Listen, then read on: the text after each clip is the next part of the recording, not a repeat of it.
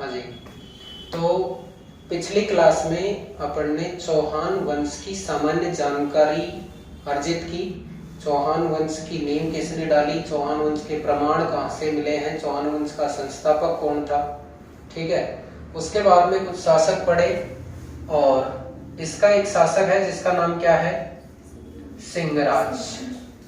सिंहराज के बाद की बात करें या अब तक की पूरी चौहान शाखा में वासुदेव चौहान के बाद अगर कोई प्रतापी शासक हुआ है तो वो है विग्रहराज द्वितीय। विग्रहराज फर्स्ट भी हुआ होगा, इससे पहले और भी शासक हुए होंगे, बीच बीच में और भी शासक हुए हैं, लेकिन जो प्रतापी कुछ यशस्वी होता है उसका यशोगान किया जाता है, बाद बाकी नेग्लेक्ट गौण कर दिए जाते हैं। तो चौहान वंश का सर्वाधिक प्रतापी और शक्तिशाली शासक कौन था, विग्रहराज द्वितीय। इस बात का पता कहां से लगा है कि सबसे पहले तो ये प्रतिहारों के अधीन थे, तो प्रतिहारों से स्वतंत्र हुए और प्रतिहारों से स्वतंत्र होकर इन्होंने स्वतंत्र सत्ता स्थापित की और वह शासक कौन था, विग्रहराज द्वितीय। विग्रहराज द्वितीय ने और इंपॉर्टेंट काम यहां पर किया कि अनहली पाटन पड़ता है क्षेत्र गुजरात में। अनहली पाटन के चालुक्य शासक मूलराज फर्स्ट हुए हैं, उनको इसने क्या किया, पराजित किया। तो दोबारा प्रतापी और शक्तिशाली शासक होने का प्रमाण यहां मिला। अनहली पाटन के चालुक्य शासक मूलराज को किस चौहान शासक ने पराजित किया, विग्रहराज द्वितीय। उसके बाद में बड़ौच क्षेत्र पड़ता है गुजरात में ही, उस बड़ौच क्षेत्र तक अपने साम्राज्य को फैलाया और फैलाया जो तो फैलाया, बड़ौच में ही अपनी कुल देवी आशापुरा माता का मंदिर बनवाया। तो उसका पूर्ण साम्राज्य स्थापित हो गया, उसके बाद ही तो मंदिर स्थापित होगा। तो क्वेश्चन क्या कि साबर के चौहान वंश की कुल देवी या शाकंभरी माता या आशापुरा माता, तो आशापुरा माता का मंदिर कहां पर बनवाया, बड़ौच गुजरात में विग्रहराज द्वितीय ने। इस बात की हमें जानकारी मिलती है, इसकी यशस्व गाथा और शक्तिशाली और प्रतापी होने के जो ये प्रमाण है, वो प्रमाण कहां से मिले हमें, हर्षनाथ अभिलेख। हर्षनाथ अभिलेख कहां पर, सीकर, उससे प्रमाण मिले। कब का है, 973 का। आपसे एक प्रश्न दिया जाता है यहाँ पर क्या कि हर्षनाथ अभिलेख किस शासक ने लिखवाया और इसका लेखक कौन था, इस बात को आप बताएंगे। नेक्स्ट है, इसके बाद मैंने मूलराज के बाद कौन हुआ, विग्रहराज द्वितीय। विग्रहराज द्वितीय ने क्या क्या काम किए, 3 काम किए हैं। प्रतिहारों से स्वतंत्र हुए हैं, अनहली पाटन के चालुक्य शासक मूलराज फर्स्ट को हराया है और बड़ौच तक अपना साम्राज्य स्थापित करके अपनी कुलदेवी आशापुरा माता का मंदिर बनवाया, जिस बात की जानकारी हमें हर्षनाथ अभिलेख से मिलती है। क्लियर।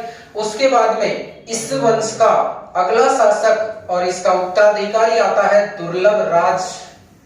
और जो ये दुर्लभ राज है यानी 996 या 973 का अभिलेख मिला है इनका। इसके बाद में 996 का कोई अभिलेख मिला और उसके बाद प्रतापी शासक हुआ है कौन, दुर्लभ राज।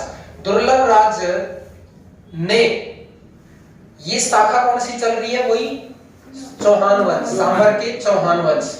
तो इसका एक उत्तराधिकारी है कौन, महेंद्र चौहान। उस महेंद्र चौहान को पराजित किया, किसने पराजित किया, दुर्लभ राज को दुर्लभ राज ने पराजित करके नाडोल में इसकी क्या डाली, शाखा डाली है। उसके बाद में है सक्राई अभिलेख, इंपॉर्टेंट है। सक्राई अभिलेख से जानकारी मिलती है कि दुर्लभ राज ने किसकी उपाधि धारण की थी, महाराजा धीराज की उपाधि धारण की। महाराजा धीराज की उपाधि धारण करने वाला पहला चौहान शासक कौन था, दुर्लभ राज। इस तरह के क्वेश्चन बढ़ते हैं। क्लियर। सिंहराज जो महाराजा की उपाधि धारण करने वाले पहले शासक थे, दुर्लभ राज महाराजा धीराज की उपाधि धारण करने वाले पहले शासक हैं। इसके बाद इनका उत्तराधिकारी आया कौन, गोविंद तृतीय। गोविंद तृतीय को एक उपाधि दी और उस उपाधि का नाम है वैरीघरट। वैरीघरट का मतलब होता है शत्रु संहारक। शत्रु तो क्वेश्चन ये भी पूछ सकता है कि ये उपाधि किसे दी? पृथ्वीराज तृतीय को। पृथ्वीराज तृतीय को कौन सी उपाधि दी? वेरीगरेट। वेरीगरेट का अर्थ क्या होता है? शत्रु संहारक। इसके बाद में ये वेरीगरेट जो उपाधि दी है, इस बात की जानकारी हमें मिलती है कहां से? पृथ्वीराज विजय से। और ये पृथ्वीराज विजय नामक ग्रंथ किसने लिखा? जयानक ने। किसने लिखा? जयानक ने। फरिश्ता एक इतिहासकार है, फारसी इतिहासकार। फारसी इतिहासकार फरिश्ता के अनुसार गजनी का जो शासक था उसने यहाँ पर आक्रमण किया। कहां पर? मारवाड़ में। और उस मारवाड़ में किए आक्रमण को गोविंदराज तृतीय ने क्या कर दिया? रोक दिया।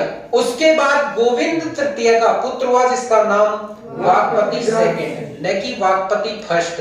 वाकपति फर्स्ट अपन पढ़ चुके हैं। वाकपति सेकंड हुआ। इसने क्या किया कि मेवाड़ के शासक थे जिसका नाम अंबा प्रसाद है। मेवाड़ के शासक अंबा प्रसाद को क्या कर दिया? हरा दिया। और मेवाड़ तक अपने साम्राज्य का क्या किया? विस्तार किया।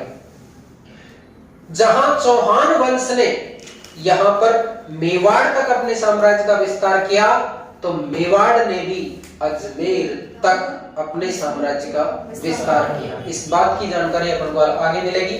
उसके बाद में वाकपति राज सेकंड के बाद इसका उत्तराधिकारी बनता है कौन?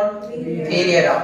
वीर्यराम, नाम वीर्यराम है, पराक्रमी होना चाहिए नाम के अनुसार, शक्तिशाली होना चाहिए, लेकिन ये एक कमजोर शासक था, दुर्बल शासक था।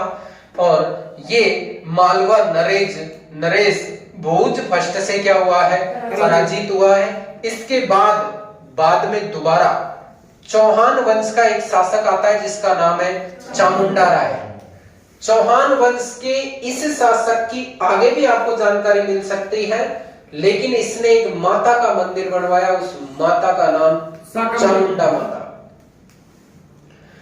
यानी पुनः शाकंभरी पर चौहान वंश की नींव डाली और शाकंभरी माता का जो मंदिर बनवाया, उसी शाकंभरी माता को चामुंडा माता के नाम से जाना जाता है। इसलिए चामुंडा माता का मंदिर सांबर में भी है, चामुंडा माता का मंदिर रणथंभौर में भी है, चामुंडा माता का मंदिर मेहरानगढ़ जोधपुर में भी है, और चामुंडा माता का मंदिर अजमेर में भी है। क्लियर?